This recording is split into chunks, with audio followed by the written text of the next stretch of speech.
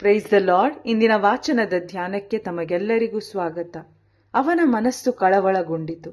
ಪ್ರಿಯರೇ, ಇಂದಿನ ಶುಭ ಸಂದೇಶದಲ್ಲಿ ಯೇಸುಸ್ವಾಮಿ ಮಾಡಿದ ಸ್ವರ್ಗ ಸಾಮ್ರಾಜ್ಯದ ಕಾರ್ಯಗಳು, ಅದ್ಭುತ ಕಾರ್ಯಗಳು ಹೆರೋದ ರಾಜನ ಕಿವಿಗೆ ಬಿದ್ದಾಗ ಅವನ ಮನಸ್ಸು ಕಳವಳಗೊಂಡಿತು. ಏಕೆಂದರೆ ಸ್ನಾನಿಕ ಯೌವನನು ಮರಳಿ ಜೀವಂತನಾಗಿ ಎದ್ದಿದ್ದಾನೆ ಎಂದು ಕೆಲವರು, ಪ್ರಾಚೀನ ಪ್ರವಾದಿಗಳಲ್ಲಿ ಮತ್ತೊಬ್ಬ ಮರಳಿ ಜೀವಂತನಾಗಿದ್ದಾನೆ ಇನ್ನೂ ಕೆಲವರು ಹೇಳುವಾಗ, ಹೆರೋದನು, ಯೌವನನೇ, ಅವನನ್ನು ನಾನೇ ಶಿರಚ್ಛೇದನ ಮಾಡಿದೆನಲ್ಲ, ಮತ್ತೆ ಇವನಾರು, ಇವನ ಇಂಥ ವಿಷಯಗಳನ್ನೆಲ್ಲ ಕೇಳುತ್ತಾ ಇರುವೆನಲ್ಲ ಎಂದು ಯೇಸುವನ್ನು ನೋಡಲು ಅವಕಾಶ ಹುಡುಕುತ್ತಿದ್ದನು. ಪ್ರಿಯರೇ, ಹೆರೋದ ರಾಜನಿಗೆ ಉನ್ನತ ಸ್ಥಾನವಿತ್ತು, ಶ್ರೀಮಂತಿಕೆ ಇತ್ತು, ಅಧಿಕಾರವಿತ್ತು.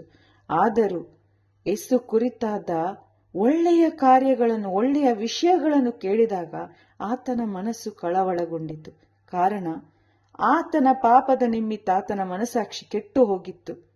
ಆತನು ತಾನು ವ್ಯಭಿಚಾರ ಮಾಡುತ್ತಿದ್ದ ಹೆರೋದಿಯಳ ಮತ್ತು ಆಕೆಯ ಮಗಳ ನಿಮಿತ್ತ ಸ್ನಾನಿಕ ಯೌವನನ ಶಿರಚ್ಛೇದನ ಮಾಡಿದ್ದನು.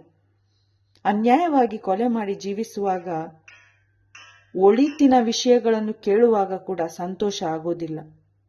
ಅನ್ಯಾಯ ಅಥವಾ ಪಾಪ ನಮ್ಮ ಹೃದಯದಲ್ಲಿ ಇರಬೇಕಾದ್ರೆ ನಮ್ಮಲ್ಲಿ ಸುಖದ ಸುಪ್ಪತ್ತಿಗೆ, ಶ್ರೀಮಂತಿಕೆ, ಲೋಕದ ಅಧಿಕಾರ, ಉನ್ನತ ಸ್ಥಾನ, ಶ್ರೀಮಂತಿಕೆ, ಹಣ ಏನೇ ಇದ್ದರೂ, ಹೆಸರು, ಸ್ಥಾನಮಾನ, ಶಾಂತಿ ಸಮಾಧಾನವಿರೋದಿಲ್ಲ, ನೆಮ್ಮದಿ ಇರೋದಿಲ್ಲ. ಅದೇ ಆ ಹೆರೋದ ಅರಸನು ಅನುಭವಿಸುತ್ತಿದ್ದ. ಆತ ಯೇಸುಸ್ವಾಮಿಯನ್ನು ನೋಡಲು ಅವಕಾಶ ಹುಡುಕಿದ. ಯೇಸುಸ್ವಾಮಿಯನ್ನು ನೋಡುವ ತವಕ ಅದೊಂದು ಒಳ್ಳೆಯ ತವಕ ಅಲ್ಲ. ಆತನಲ್ಲಿದ್ದ ತವಕ ಆ ಜಕ್ಕಾಯನಲ್ಲಿದ್ದ ದಾಹ ಅಲ್ಲ. ಬದಲಾಗಿ ಯೇಸು ಯಾರಾಗಿದ್ದಾರೆಂದು ಬಾಹ್ಯವಾಗಿ ಆತ ನೋಡಬೇಕಿತ್ತು. ಆದರೆ ಹೃದಯದಲ್ಲಿ ಆತನಲ್ಲಿ ಮಾನಸಾಂತರವಿದ್ದಿಲ್ಲ. ಜಕ್ಕಾಯನಲ್ಲಿ ಹೃದಯದಲ್ಲಿ ಮಾನಸಾಂತರವಿತ್ತು. ಮುರಿದ ಮನಸ್ಸುಳ್ಳವನಾಗಿದ್ದ.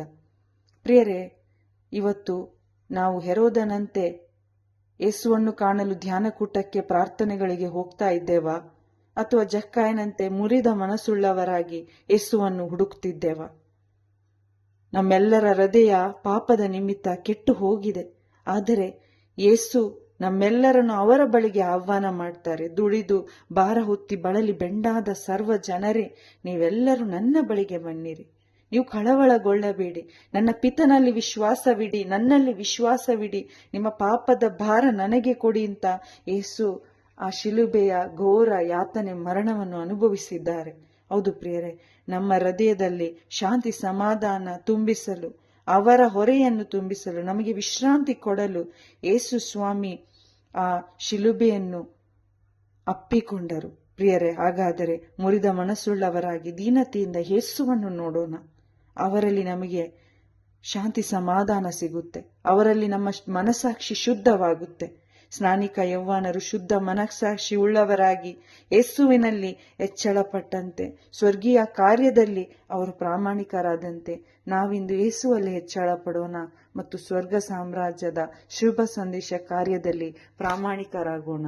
ಆಮೇನ್. Praise the lord.